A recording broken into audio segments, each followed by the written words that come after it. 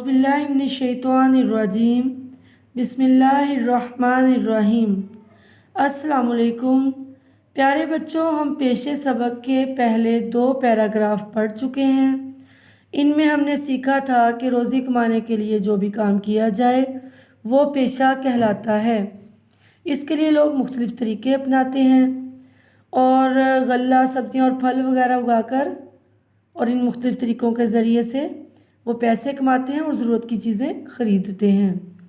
गाय भैंसें पालकर उनका दूध बेचने वाले को ग्वाला कहा जाता है और जो भेड़ बकरियां पालते हैं उन्हें गल्लाबान कहा जाता है। बच्चों, इन तमाम कामों के लिए मुख्तलिफ़ औज़ार वगैरह चाहिए होते हैं।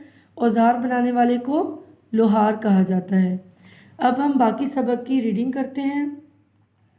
लोहार इनके लिए खेती बाड़ी और बागबानी के औज़ार बनाता और मरम्मत करता है।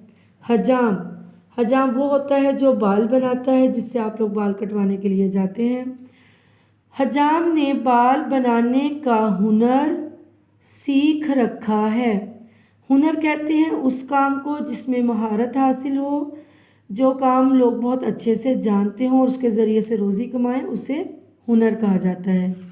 हजाम ने बाल बनाने का हुनर सीख रखा है। वो लोगों के बाल बनाकर पैसे कमाता है। मोची लोगों के जूते मरम्मत करता है और नए जूते भी बनाता है। दुकानदार शहर की मंडी से चीज़ें लाकर बेचता है और मुनाफा कमाता है। मुनाफा कमाना यानी नफ़ा हासिल करना। उस्ताद बच्चों को पढ़ाता है। हकीम और डॉक्टर मरीज़ों का इलाज करते हैं।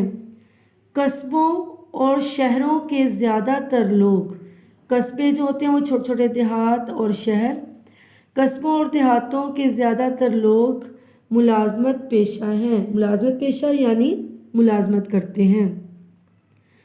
वो हुकूमत के मुख्तलिफ़ महकमों और निजी इदारों में, हुकूमत के यानी गवर्नमेंट के महकमों में, और निजी इदारे जो प्राइवेट इदारे होते हैं उनको निजी इदारे कहा जाता है। निजी इदारों में नौकरी करते हैं। हुकूमत या निजी इदारे जो काम इनके ज़िम्मे लगाते हैं, ये लोग वो काम करते हैं और तनख्वाह लेते हैं। कुछ लोग कारोबार करते हैं, इन्हें ताजिर कहते हैं। कारोबार करने वाले को ताजिर कहा जाता है और इनका पेशा तिजारत कहलाता है।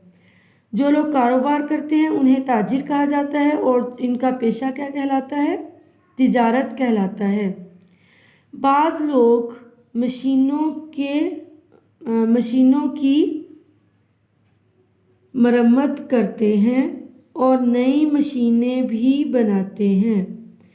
अल्लाह हाफ़िज़ बच्चों, अपना ख्याल रखिएगा और सबक की अच्छी सी ख़्वानी के लिए इस सबक को बार बार दोहराइएगा। अल्लाह हाफ़िज़ बच्चों।